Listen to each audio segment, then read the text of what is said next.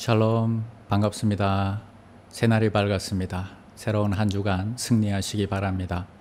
오늘 우리에게 주시는 하나님 말씀은 고린도전서 9장 24절에서 27절까지 말씀을 보도록 하겠습니다. 운동장에서 다름질하는 자들이 다 달릴지라도 오직 상을 받는 사람은 한 사람인 줄을 너희가 알지 못하느냐. 너희도 상을 받도록 이와 같이 다름질하라. 이기기를 다투는 자마다 모든 일에 절제하나니 그들은 썩을 승리자의 관을 얻고자 하되 우리는 썩지 아니할 것을 얻고자 하노라. 그러므로 나는 다름질하기를 향방 없는 것 같이 아니하고 싸우기를 허공을 치는 것 같이 아니하며 내가 내 몸을 쳐 복종하게 함은 내가 남에게 전파한 후에 자신이 도리어 버림을 당할까 두려워함이로다. 오늘은 매일 계획만 세우는 분들께라는 제목으로 함께 하나님의 말씀 나누겠습니다. 많은 분들이 매일 잠자리에 들면서 오늘 삶을 후회를 많이 합니다. 그리고 내일은 잘해야지 이런 계획만 세웁니다. 그러나 그것이 매일 반복되는 것을 우리는 잘 알고 있습니다. 그리고 교회 사역도 마찬가지인 것 같습니다. 많은 분들이 천국의 상급에 대해서 나는 관심이 없습니다. 이렇게 말하시는 분들이 있습니다.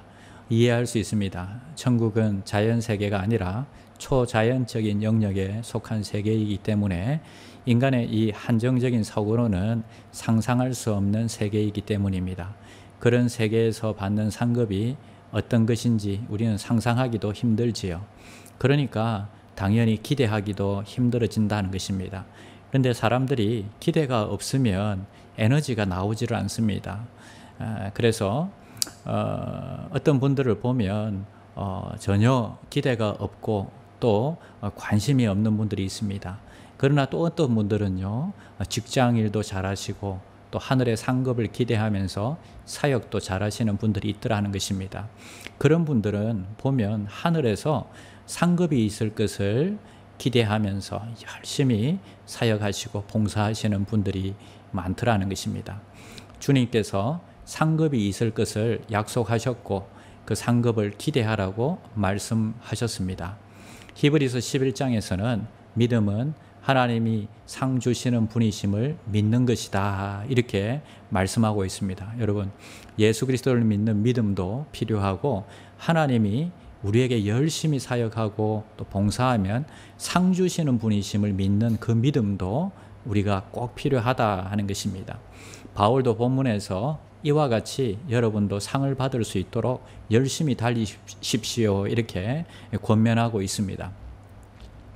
자, 그러면 어떻게 하면 천국에서 상급을 받을까요? 사도 바울은 목표가 분명해야 된다, 이렇게 말씀하고 있습니다. 26절 말씀입니다. 그러므로 나는 다름질하기를 향방 없는 것 같이 아니하고 싸우기를 허공을 치는 것 같이 아니하며.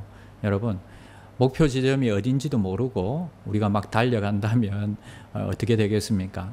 사도 바울은 목표가 분명해야 된다고 분명히 말하고 있습니다.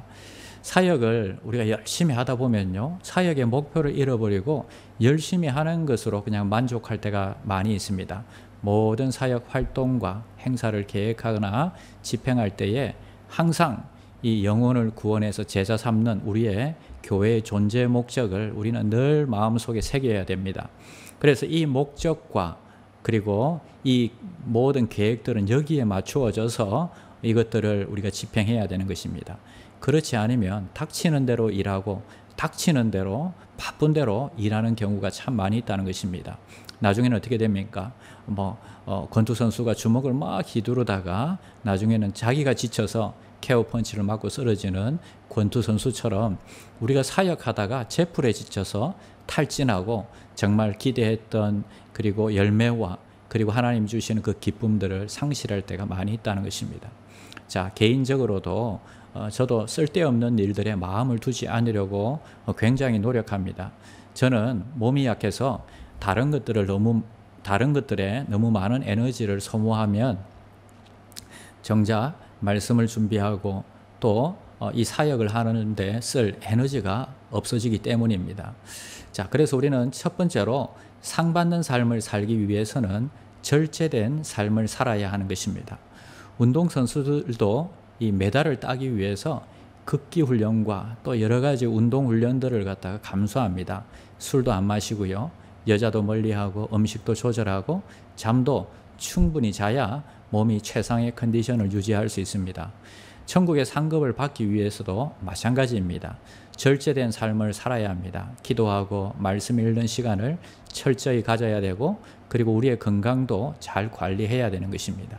자, 두 번째는 사역에 지장이 되는 것이 있으면 가지치기를 해야 합니다. 예전에 황영조 선수가 있었죠. 올림픽에서 한국인 최초로 이 마라톤에서 금메달을 땄는데요. 그 실황이 아직도 여러분 기억이 납니다. 당시 황영조 선수는요, 우승 후보로 꼽히지 않았습니다.